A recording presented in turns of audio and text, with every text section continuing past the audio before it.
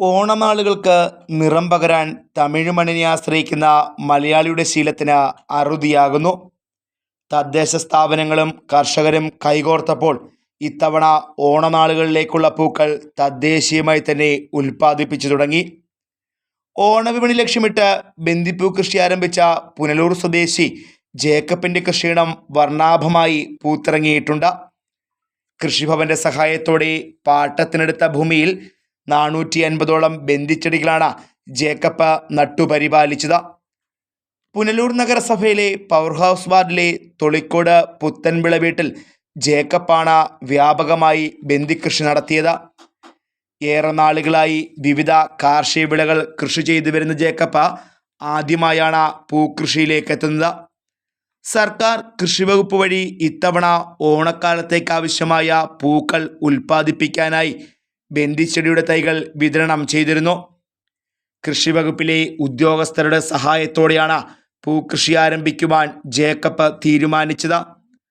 അതിനായി അത്യുൽപാദന ശേഷിയുള്ള ബന്ദിച്ചെടിയുടെ തൈകൾ കൃഷിഭവൻ വഴി ശേഖരിക്കുകയും ചെയ്തു. കൃത്യമായി പരിപാലിച്ചാൽ 45 ദിവസം കൊണ്ട് പൂത്തു തുടങ്ങുന്ന ചെടിയാണ് ബന്ദി. ഓണക്കാലത്ത് പൂക്കളമൊരുക്കാൻ വൻതോതിലാണ് തമിഴ്നാട്ടിൽ നിന്നും ബന്ദിപ്പൂക്കൾ കേരളത്തിലേക്ക് എത്തുന്നത്. ജൂൺ ജൂലൈ മാസത്തോടെ ആരംഭിക്കുന്ന പൂക്കൃഷി ആഗസ്റ്റ് സെപ്റ്റംബർ മാസത്തോടെ വിളവെടുക്കാറാകും. ലക്ഷക്കണക്കിന് രൂപയുടെ പൂക്കളാണ് ഓരോ ഓണക്കാലത്തും തമിഴ് പൂവിപണികൾ കേരളത്തിൽ നിന്നും സ്വന്തമാക്കുന്നത്. തദ്ദേശീയമായി പൂക്കൾ ഉൽപ്പാദിപ്പിച്ച് ഓണം നിറപ്പകട്ടാക്കുന്നതിനായി 3 വർഷം മുമ്പാണ് സംസ്ഥാന സർക്കാർ പൂക്കൃഷിക്കായി കർഷകർക്ക് പ്രചോദനങ്ങൾ നൽകി തുടങ്ങിയത്. ഇതിൻ്റെ അടിസ്ഥാനത്തിലാണ് ഇത്തവണ ഗുണമേന്മേറിയ ചെടികൾ കർഷകർക്ക് വിതരണം ചെയ്തു. ഏറെ നാളായി കൃഷിരംഗത്തുള്ള ജേക്കബ് ചോളം, വെണ്ട, പാവൽ, പയർ തുടങ്ങി നിരവധി വിളകൾ ഉൽപ്പാദിപ്പിക്കുന്നുണ്ട്. ഇത്തവണത്തെ മഴ പൂക്കൃഷിക്ക് ചെറിയ തോതിൽ വില്ലനാകുന്നുണ്ട്. ചെടി പൂവിടുമ്പോൾ തന്നെ മഴ കാരണം അഴുകിപ്പോവുകയാണെന്നും കർഷകർ പറയുന്നു. ഇവിടെ പ്രാവശ്യത്തെ വില കൂടാനുള്ള സാധ്യത പറയാനൊക്കുകയില്ല. കാര്യം കേരളത്തിൽ തന്നെ ഒരുപാട് കർഷകർ ഇത് ചെയ്യുന്നുണ്ട്. നമ്മുടെ പുനലൂർ മുനിസിപ്പാലിറ്റിയിൽ അധികം ഇല്ലെങ്കിലും കരവാളൂർ പഞ്ചായത്ത് മറ്റ് പഞ്ചായത്തുകളിലൊക്കെ സർക്കാരിൻ്റെ സ്കീമുള്ളത് കൊണ്ട് വലിയ തോതിൽ വലിയ സ്കെയിലാണ് പല കർഷകർ ഇത് ചെയ്തേക്കുന്നത്. ഓണത്തിൻ്റെ വിപണിക്ക് വില കൂടും എന്നൊരു പ്രതീക്ഷയിലാണ് നമ്മൾ നിൽക്കുന്നത്.